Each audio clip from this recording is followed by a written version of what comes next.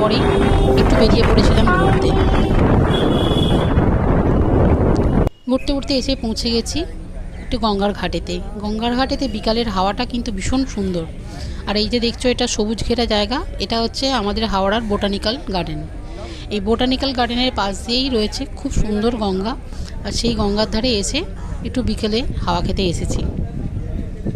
রোজ রোজ একঘেয়ে রান্না খাওয়া আর গরমে নাজেহাল হয়ে গিয়ে একটু বিকালে বেরিয়ে পড়েছিলাম ঘুরতে। তবে বাড়ি গিয়ে রান্না তো করতেই হবে, মেয়েদের তো রান্না না হলে আর উপায় নেই। বাড়ি গিয়ে খাবে কি, সব ছেলে আছে স্বামী আছে, যাই হোক ঘুরতে বেরিয়েছি। একটু বিকালটা সুন্দরভাবে কাটিয়ে বাড়িতে যাব, গিয়ে রান্নাবান্না করব। আর ওই পাশটা হচ্ছে খিদিরপুর, আর সামনে একটা বিশাল বড় জাহাজ এসে দাঁড়িয়ে আছে, এটা হচ্ছে আমাদের বোটানিক্যাল গার্ডেনের ফেরিঘাট। বেশ সুন্দর। বাড়ি এসে গেছি, বাড়িতে একটু চিকেন লিভার ছিল, সেটাই আজকে একটু রান্না করছি। তার জন্য পেঁয়াজটাকে কুচিয়ে নিয়েছিলাম, নিয়ে তেলে ভালো করে নাড়াচাড়া করে নিচ্ছি। বেশ লাল লাল হয়ে এসছে, কিন্তু আমার যেন মনে হলো তেলটা একটু কম হয়েছে, তাই আরেকটু তেল দিলাম। কেননা চিকেনের লিভার কষা করতে গেলে একটু তেলের পরিমাণটা বেশি লাগে। তো পেঁয়াজটা একটু ভাজবো ভালোভাবে।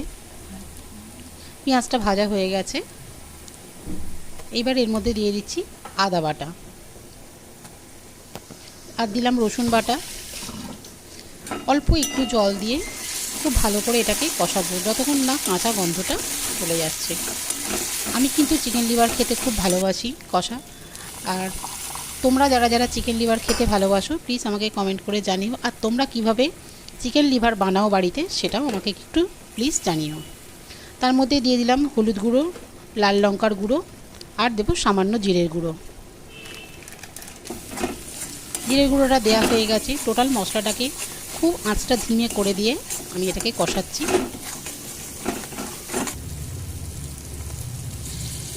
আর দিয়ে দিলাম একটু টমেটো। পরিমাণটা যেহেতু খুবই কম ছিল যার জন্য টমেটো দিলাম। মেটেগুলোকে আগে থেকে ধুয়ে রেখেছিলাম। আর মেটের এই যে লিভার কষাটা খেতে কিন্তু দারুণ লাগে। তো ধোয়ার জিনিসটাকে এবার আমি কড়াইয়ের মধ্যে তুলে দিলাম। আর বাঙালি আলু খাবে না সেটা তো কখনো হয় না। আর আগে থেকেই আমি একটু ডুমো ডুমো করে কেটে আলু ভেজে রেখে দিয়েছিলাম। এবার আমি মেটেটাকে খুব ভালো করে মশলার সাথে কষিয়ে নিচ্ছি।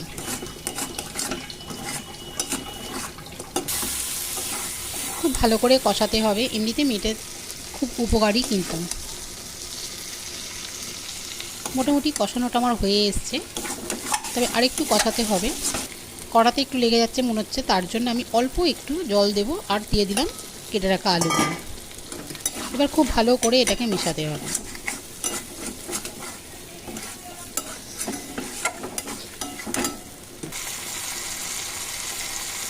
দিয়ে দিচ্ছি পরিমাণ মতো নুন।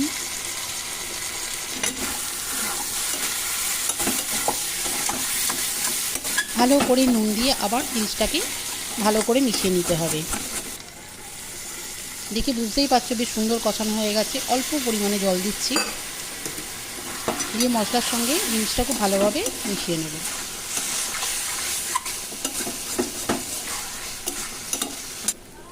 বেশ ভালো কষানো হয়ে গেছে। এবার আমি 10 মিনিটের মতো চাপা দিয়ে রাখছি। 10 মিনিট পরে দেখো বন্ধুরা, কালারটা কত সুন্দর হয়েছে, আর মশলাটা ভালোভাবে কষেও গেছে, জিনিসটাও তৈরি হয়ে গেছে, উপরে তেল ভেসে এসছে। আর এটাতে একটু তেল বেশি লাগে। আর সারা গরমের মধ্যে তো আমরা রিচ খাবার খুব একটা খেতে পারি না, তা আজকে ইচ্ছা হলো বলে এটা বানালাম, একটু তেল মশলা বেশি দিয়েছি। খুব ভালো করে কষাতে হয়েছে। আর মিটে কষাতে কিন্তু একটু মশলা বেশি না দিলে ভালো লাগে না, আষ্টে গন্ধ লাগে। মোটামুটি এটা আমার হয়ে এসছে। আর একটু জল দেব যাতে গ্রেভিটা একটু থাকে, খুব ড্রাই হয়ে গেছে যেহেতু আমরা ভাতের সাথে খাবো, ওই জন্য একটু জল লাগবে।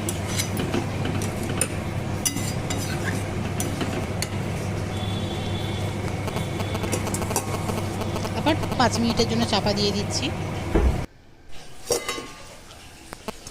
5 মিনিট হয়ে গেছে।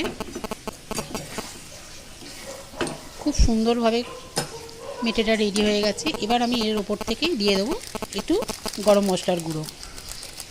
খুব ঝটপট এটা বানানো হয়ে গেছে। আর রাতে রুটি বা ভাতের সঙ্গে কিন্তু এটা খুব ভালো যায়, যে যেটা দিয়ে খুশি এটা কিন্তু খেতে পারবে।